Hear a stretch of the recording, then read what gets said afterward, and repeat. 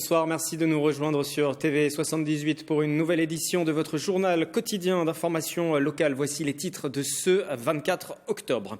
La plus grande parapharmacie de France vient d'ouvrir au Clé-sous-Bois, au cœur du centre commercial One Nation, 2100 mètres carrés proposés aux clients. Économie également ce soir avec un forum de l'emploi dédié à l'apprentissage. Il se déroulait hier à Trappes, l'apprentissage qui depuis le début de l'année est ouvert aux personnes jusqu'à 30 ans, une mesure du gouvernement pour lutter contre le chômage. Et puis Halloween, ce sera dans une semaine tout juste. Les fermes de Galie proposent de s'y préparer avec une série d'animations et d'ateliers. Nous en parlerons en plateau avec son responsable communication. Et nous irons aussi à France Miniature qui a redécoré son parc pour l'occasion. La plus grande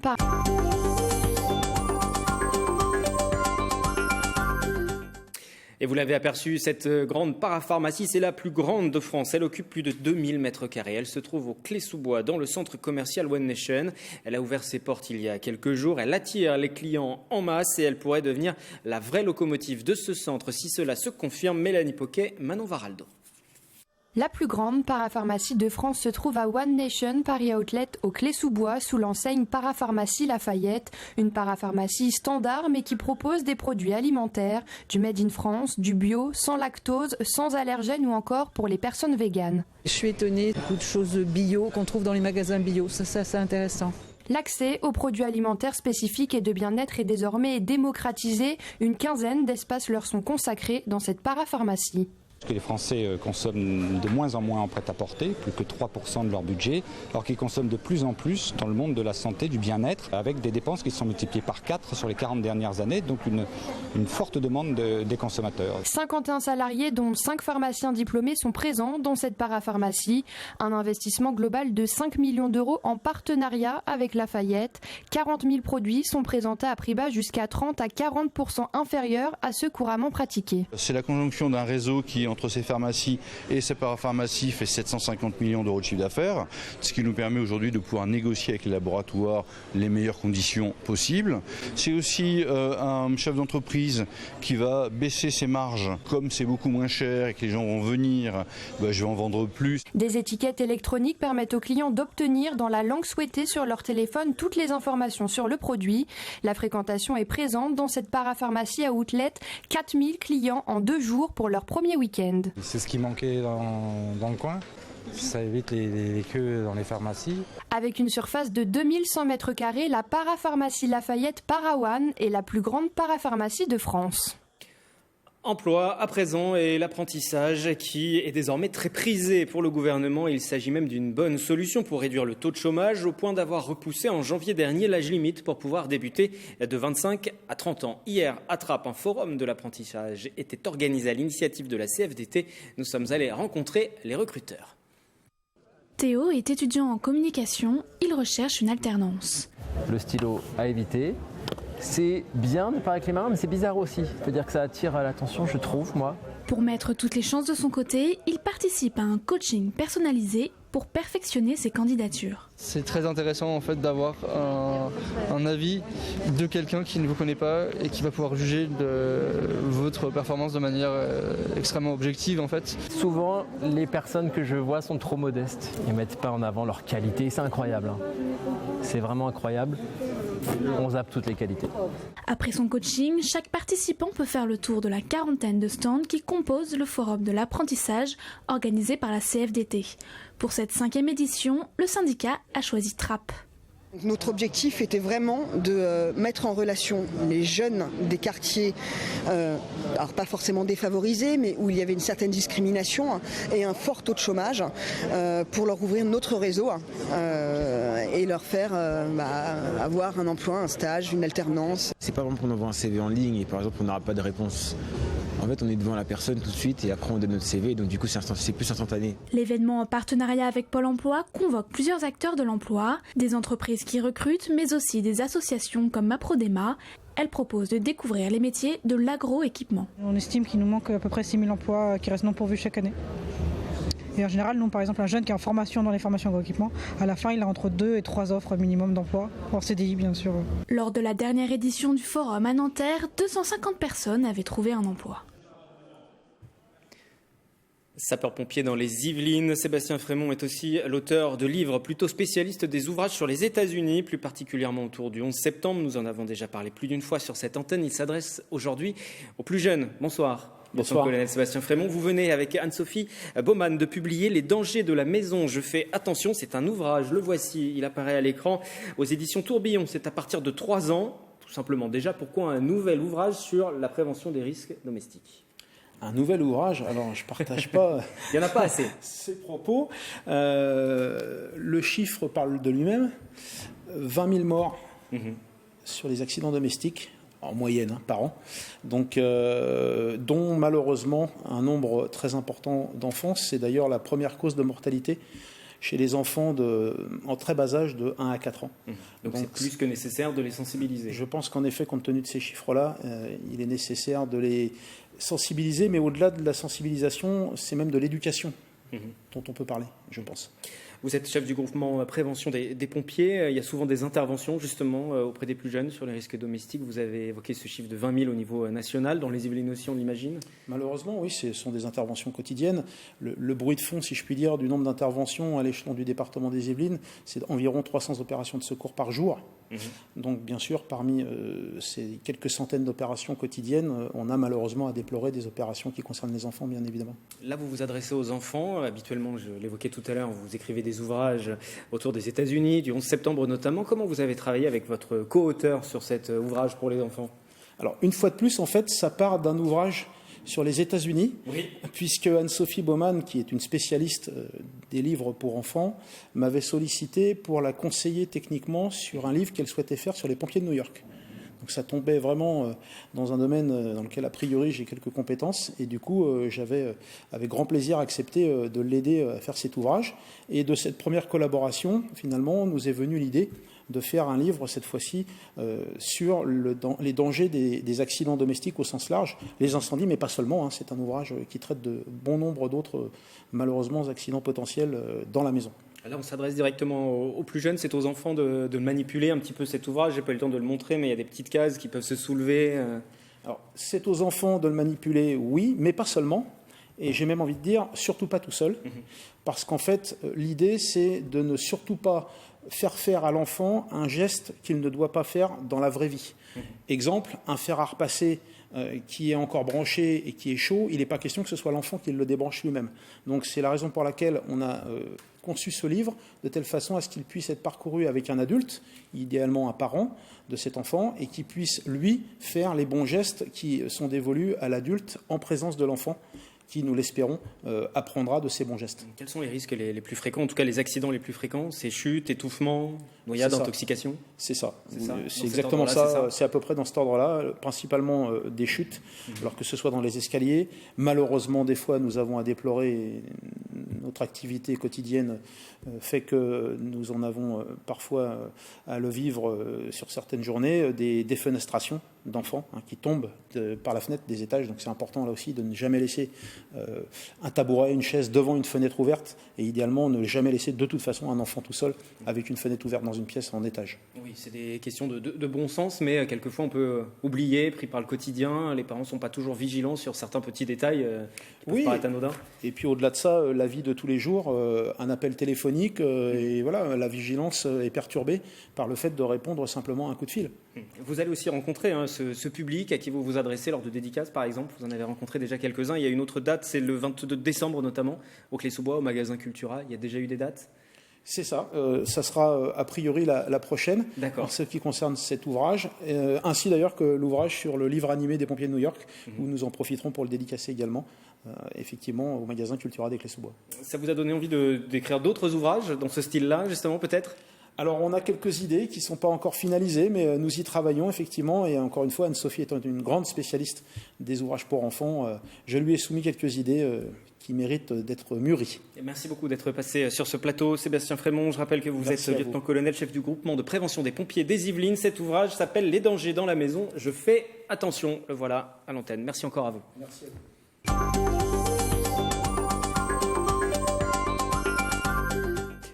Et pour le portrait de cette semaine, direction Noisy-le-Roi. Dans cette commune réside depuis 22 ans un comédien professionnel. Son nom, Bernard Pinet. Après avoir joué au théâtre dans le Dîner de Con et après avoir écrit lui-même plusieurs spectacles, il continue de vivre de sa passion. À 66 ans, son portrait est signé Michael Elmidoro. Dans un théâtre, Bernard Pinet est dans son élément. Cet habitant de Noisy-le-Roi âgé de 66 ans a fait de la scène sa vie. Tout a commencé très jeune dans son sud natal, une quarantaine d'années avant sa venue dans les Yvelines. Donc j'étais premier en lecture. C'était les seules fois où j'étais premier. Et en récitation. Alors, il y a une explication probablement à tout cela. Je suis d'une famille du Sud qui avait une grande bouche, qui s'exprimait haut et fort. Quelques années plus tard, son franc-parler des rencontres le motive à monter à Paris à l'âge de 20 ans avec quelques francs en poche. Aujourd'hui, l'Yvelinois totalise plus de 80 films à son actif. Tiens, ça te fera du bien.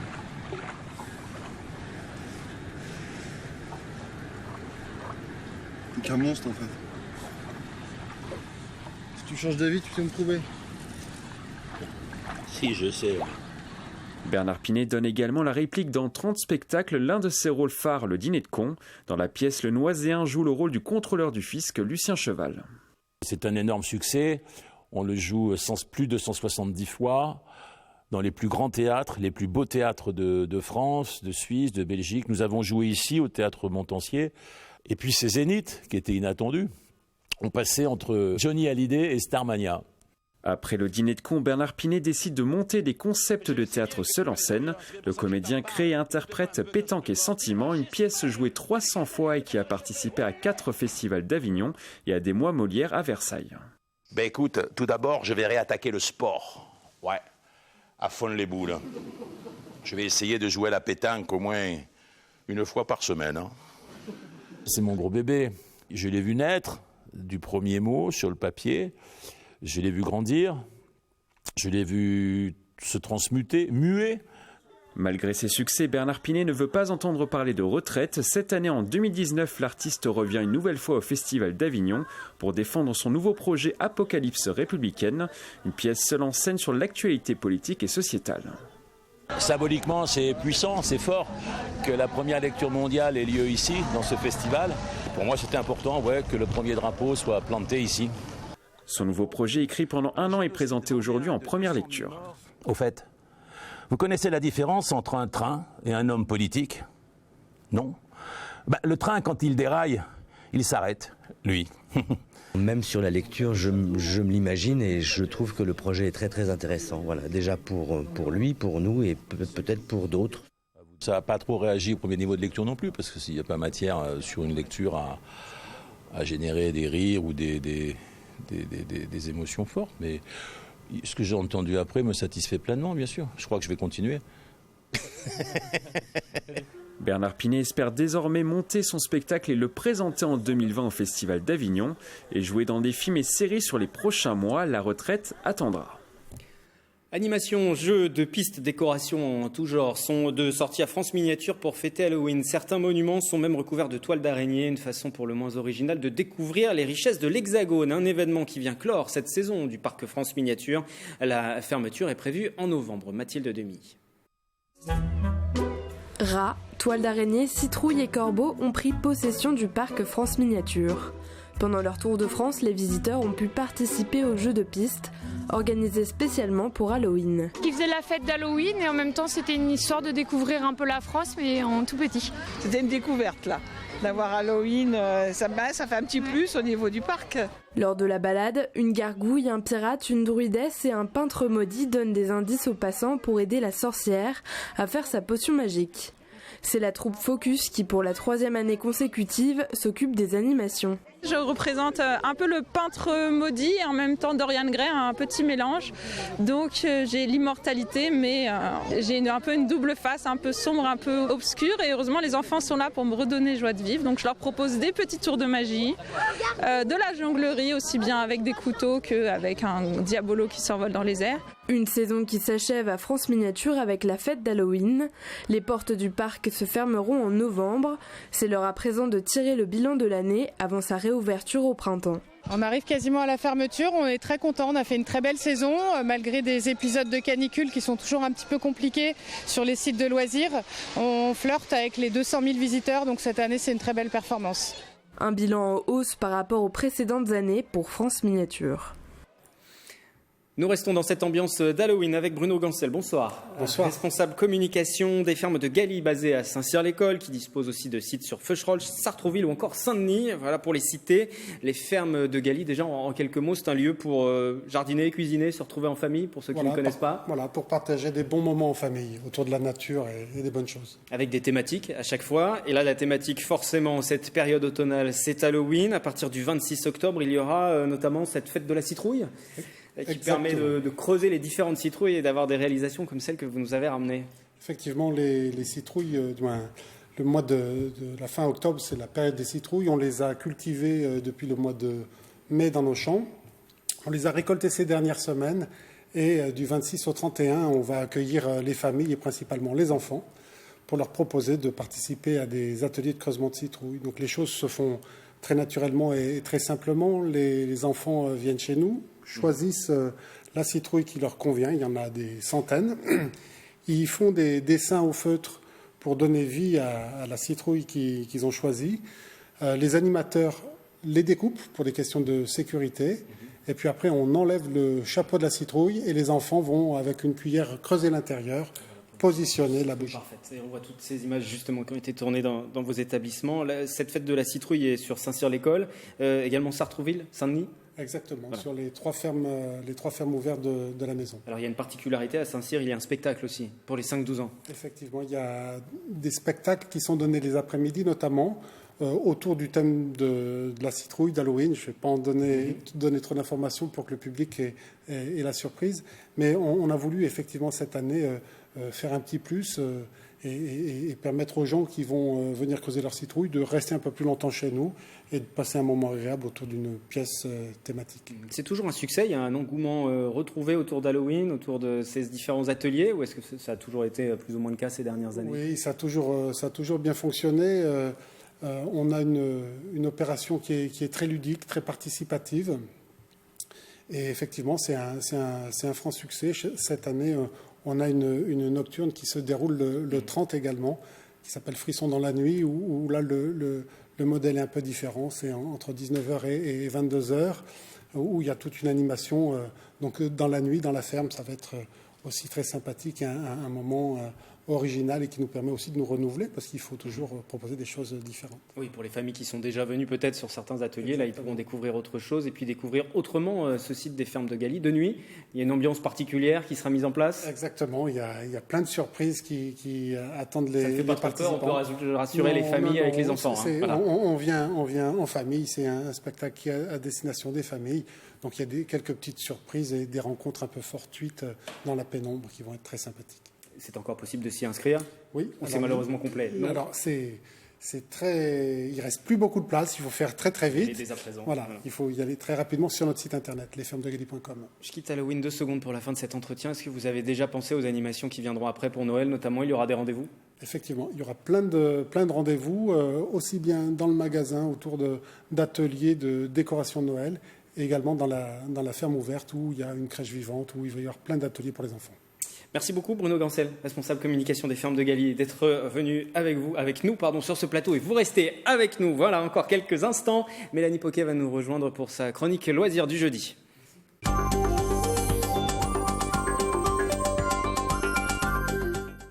Halloween, ce sera dans une semaine, on vient de le voir, il y a beaucoup d'animations prévues. Bonsoir Mélanie, et il y en a quelques-unes qu'on peut encore mentionner pour se faire peur. Si on a envie de frissonner en famille, Halloween vous attend à Voisins-le-Bretonneux. Alors la ville vous propose 3 films à regarder.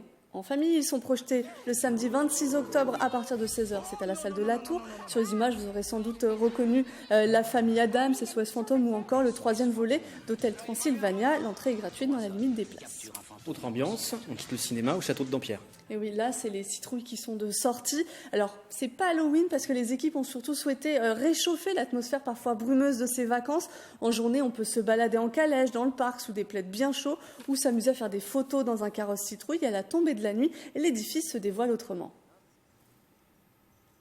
Vous avez des cerceaux lumineux dans la cour du château, vous avez des bulles lumineuses sur l'étang, un étang de 7 hectares avec 6 grosses bulles qui viennent prendre la lumière, artificielle certes, mais en tout cas voilà, qui mettent l'accent sur ce patrimoine. Et puis tout au fond, sur le pavillon sur l'île, eh bien, nous avons créé une ambiance fantastique avec une lumière orange qui sort de ce pavillon et qui intrigue tout le monde.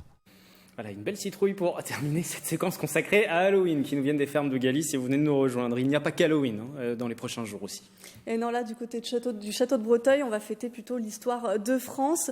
C'est de manière un peu originale parce qu'il y a des Playmobil. Alors, l'orangerie du château va abriter plusieurs scénettes de cette histoire française. L'exposition se visite sur les horaires d'ouverture du château et au tarif du billet d'entrée habituel. Ils sont la collection personnelle d'un grand collectionneur qui s'appelle Dominique Béthune et qui collectionne tous ces petits personnages depuis plus de 11 ans. Et il en a un nombre assez impressionnant et il peut constituer toutes sortes de scènes, de thèmes. Pour parler des grandes époques de notre histoire, je peux vous dire qu'il y aura Jeanne d'Arc et la Révolution française, mais il y en aura beaucoup d'autres. Et justement, toutes ces autres histoires, scénettes à découvrir, elles le sont le 26 et le 27 octobre. Merci Mélanie, on vous retrouve dans quelques instants, juste après le journal de la rédaction pour un nouveau 7-8 loisirs et un programme complet sur les rendez-vous des prochains jours sur le secteur dans le département des Yvelines. Pour terminer ce journal, nous partons non plus à la chasse aux citrouilles, mais à la cueillette des champignons. C'est aussi de saison, mais il faut tout de même prendre quelques précautions. Pas moins de 493 cas d'intoxication liés à la consommation de mauvais champignons ont été recensés ces 2 dernières semaines. L'Agence nationale de sécurité sanitaire de l'alimentation, de l'environnement et du travail appelle à la vigilance. Alors pour faire sa cueillette en toute sécurité, l'association des naturalistes des Yvelines propose des balades encadrées pour apprendre à reconnaître un cèpe délicieux et une mycène pure toxique. Marilène Yapichino s'est rendue en forêt de Marly. C'est un cortinaire. Du coup, il n'est pas comestible. Avec son panier et ses bottes en caoutchouc, Eva est venue accompagnée de sa maman et ses cousines pour apprendre à reconnaître les champignons. Regarde comme c'est fin ça. Et regarde le pied aussi. Aucune méprise possible, le groupe d'une vingtaine de personnes est encadré par 2 experts passionnés de mycologie, membres de l'association des naturalistes des Yvelines, qui propose cette sortie avec l'Office du tourisme. La première question, en général, c'est savoir si c'est bon ou pas bon. Mais ce qui est important, avant cela, bien sûr, c'est de reconnaître les champignons, puisque tous ces champignons ont des sosies. La famille va faire attention car elle est venue avec un objectif bien précis. Ceux qui sont comestibles, ce soir on fait une omelette avec mes cousines et ma maman. Pour cela, Karine a son astuce, elle prend en photo les champignons pour s'assurer de bien les reconnaître. Champignons roulés, c'est ça? Enroulés. Bon, on va demander au monsieur enroulé, mortel. Bon, on va mettre. Il y a un mortel là. C'est original parce qu'on a peu l'occasion de faire ça avec des experts et généralement, on n'ose pas cueillir parce qu'on ne sait pas trop si c'est toxique ou pas. L'omelette en champignons va pouvoir se faire. Eva trouve le tout premier cèpe de Bordeaux de la balade. On déterre bien le champignon, bon, bien le déterminer. Par contre, là, on peut enlever la terre pour éviter de mettre de la terre dans le panier. Donc, il faut avoir un petit couteau et tu nettoies un peu la base. À condition cependant de ne pas les confondre. Oh, regardez les filles!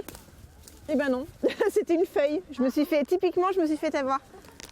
Presque 2 heures de balade en forêt de Marly pour amener des paniers bien remplis. Dernier coup d'œil de l'expert avant de partir. Là, c'est bien. Là, c'est bien. Vérifier ces champignons avant de les transformer en omelette ou en fricassé, un réflexe à ne pas manquer. Les autorités sanitaires appellent à la vigilance suite à de nombreux cas d'intoxication ces dernières semaines. C'est la fin de cette édition du journal. Prochain rendez-vous avec l'actualité locale, ce sera vendredi à partir de 18h pour l'hebdo. Et puis bien sûr, rendez-vous sur notre site internet, notre application mobile et les réseaux sociaux 24h sur 24. Très belle soirée.